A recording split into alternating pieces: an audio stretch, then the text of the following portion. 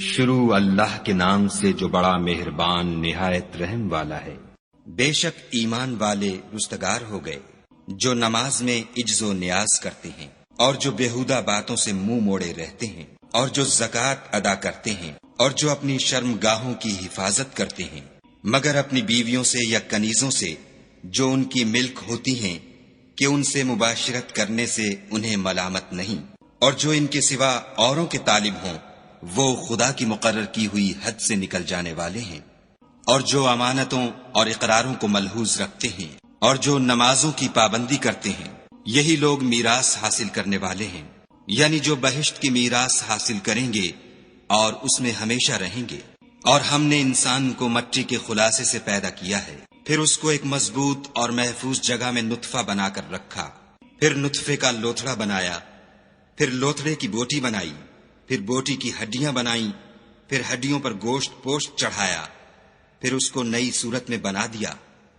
تو خدا جو سب سے بہتر بنانے والا بڑا بابرکت ہے۔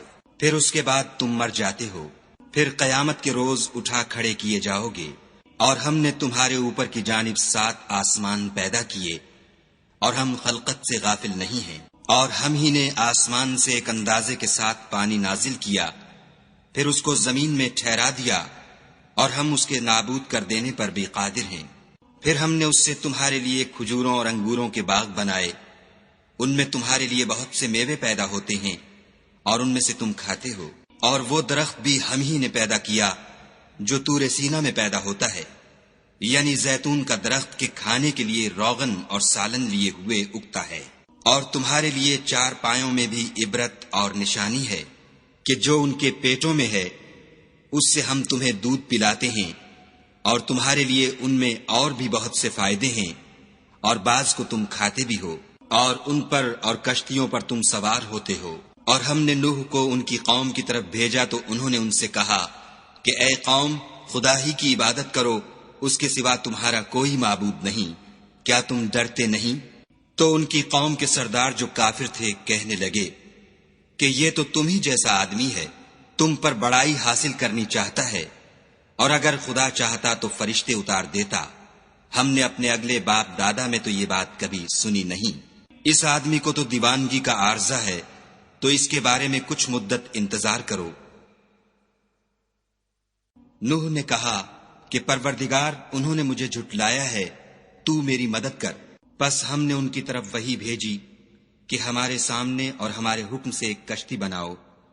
پھر جب ہمارا حکم آ پہنچے اور تنور پانی سے بھر کر جوش مارنے لگے تو سب قسم کے حیوانات میں سے جوڑا جوڑا، یعنی نر اور مادہ، 2 کشتی میں بٹھا لو، اور اپنے گھر والوں کو بھی سوا ان کے جن کی نسبت ان میں سے ہلاک ہونے کا حکم پہلے صادر ہو چکا ہے۔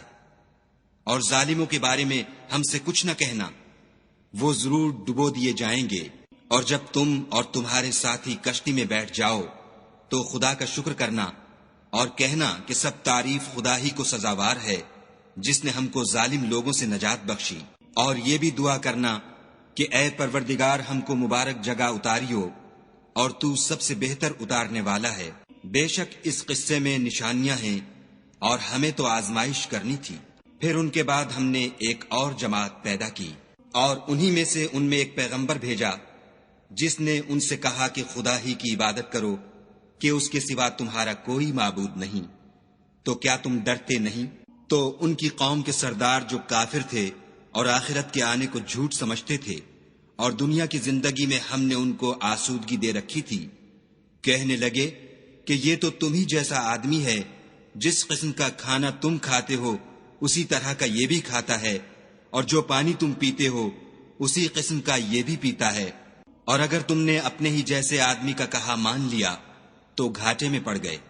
کیا یہ تم سے یہ کہتا ہے کہ جب تم مر جاؤ گے اور مٹی ہو جاؤ گے اور استخوان کے سوا کچھ نہ رہے گا تو تم زمین سے نکالے جاؤ گے؟ جس بات کا تم سے وعدہ کیا جاتا ہے بہت بعید اور بہت بعید ہے۔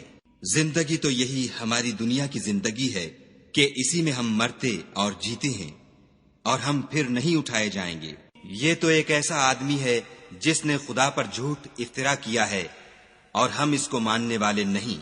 پیغمبر نے کہا کہ اے پروردگار، انہوں نے مجھے جھوٹا سمجھا ہے، تو میری مدد کر۔ فرمایا کہ یہ تھوڑے ہی عرصے میں پشیمان ہو کر رہ جائیں گے۔ تو ان کو وعدہ برحق کے مطابق زور کی آواز نے آ پکڑا، تو ہم نے ان کو کوڑا کر ڈالا، پس ظالم لوگوں پر لعنت ہے۔ پھر ان کے بعد ہم نے اور جماعتیں پیدا کی، کوئی جماعت اپنے وقت سے نہ آگے جا سکتی ہے نہ پیچھے رہ سکتی ہے۔ پھر ہم پے در پے اپنے پیغمبر بھیجتے رہے، جب کسی امت کے پاس اس کا پیغمبر آتا تھا تو وہ اسے جھٹلا دیتے تھے، تو ہم بھی بعض کو بعض کے پیچھے ہلاک کرتے اور ان پر عذاب لاتے رہے اور ان کے افسانے بناتے رہے۔ پس جو لوگ ایمان نہیں لاتے ان پر لعنت۔ پھر ہم نے موسیٰ اور ان کے بھائی ہارون کو اپنی نشانیاں اور دلیل ظاہر دے کر بھیجا، یعنی فرعون اور اس کی جماعت کی طرف، تو انہوں نے تکبر کیا اور وہ سرکش لوگ تھے۔ کہنے لگے کہ کیا ہم ان اپنے جیسے دو آدمیوں پر ایمان لے آئیں اور ان کی قوم کے لوگ ہمارے خدمتگار ہیں؟ تو ان لوگوں نے ان کی تکذیب کی، سو آخر ہلاک کر دیے گئے۔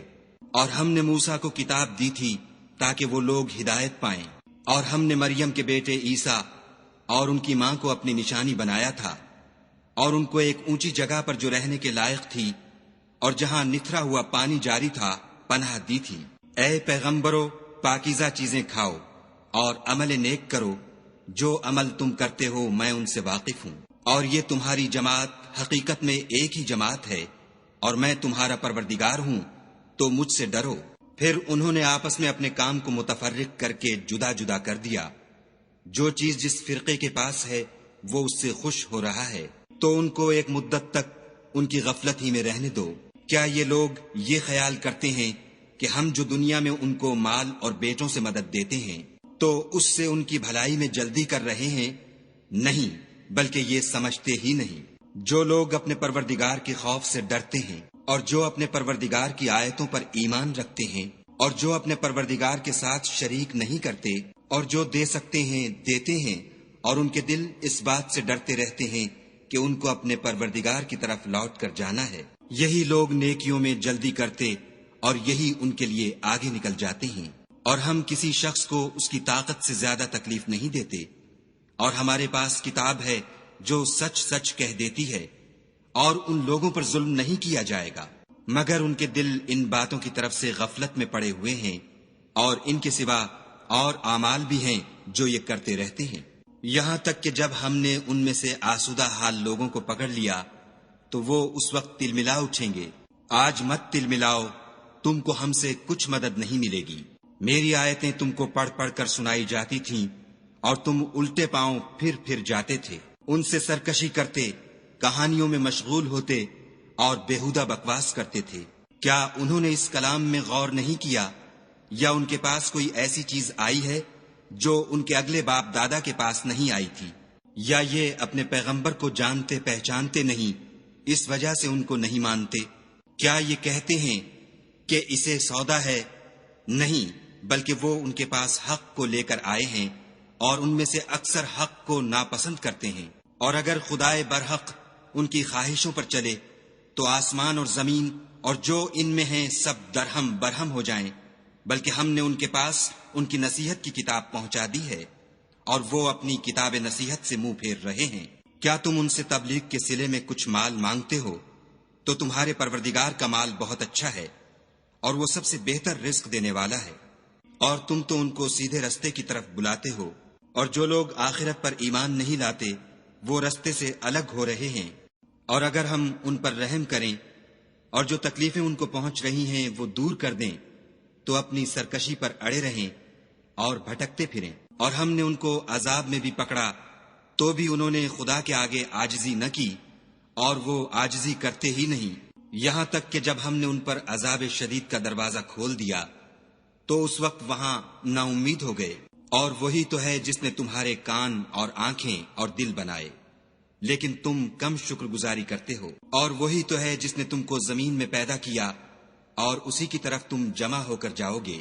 اور وہی ہے جو زندگی بخشتا اور موت دیتا ہے، اور رات اور دن کا بدلتے رہنا اسی کا تصرف ہے۔ کیا تم سمجھتے نہیں؟ بات یہ ہے کہ جو بات اگلے کافر کہتے تھے اسی طرح کی بات یہ کہتے ہیں۔ کہتے ہیں کہ جب ہم مر جائیں گے اور مٹی ہو جائیں گے اور استخوان بوسیدہ کے سوا کچھ نہ رہے گا تو کیا ہم پھر اٹھائے جائیں گے؟ یہ وعدہ ہم سے اور ہم سے پہلے ہمارے باپ دادا سے بھی ہوتا چلا آیا ہے۔ اجی یہ تو صرف اگلے لوگوں کی کہانیاں ہیں۔ کہو کہ اگر تم جانتے ہو تو بتاؤ کہ زمین اور جو کچھ زمین میں ہے سب کس کا مال ہے؟ جھٹ بول اٹھیں گے کہ خدا کا۔ کہو کہ پھر تم سوچتے کیوں نہیں؟ ان سے پوچھو کہ 7 آسمانوں کا کون مالک ہے اور عرش عظیم کا کون مالک ہے؟ بے ساختہ کہہ دیں گے کہ یہ چیزیں خدا ہی کی ہیں۔ کہو کہ پھر تم ڈرتے کیوں نہیں؟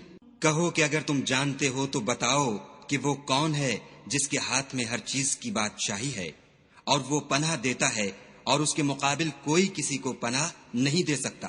فوراً کہہ دیں گے کہ ایسی بادشاہی تو خدا ہی کی ہے۔ کہو کہ پھر تم پر جادو کہاں سے پڑ جاتا ہے؟ بات یہ ہے کہ ہم نے ان کے پاس حق پہنچا دیا ہے اور یہ جو بت پرستی کیے جاتے ہیں بے شک جھوٹے ہیں۔ خدا نے نہ تو کسی کو اپنا بیٹا بنایا ہے اور نہ اس کے ساتھ کوئی اور معبود ہے۔ ایسا ہوتا تو ہر معبود اپنی اپنی مخلوقات کو لے کر چل دیتا اور ایک دوسرے پر غالب آ جاتا۔ یہ لوگ جو کچھ خدا کے بارے میں بیان کرتے ہیں خدا اس سے پاک ہے، وہ پوشیدہ اور ظاہر کو جانتا ہے، اور مشرک جو اس کے ساتھ شریک کرتے ہیں اس کی شان اس سے بلند ہے۔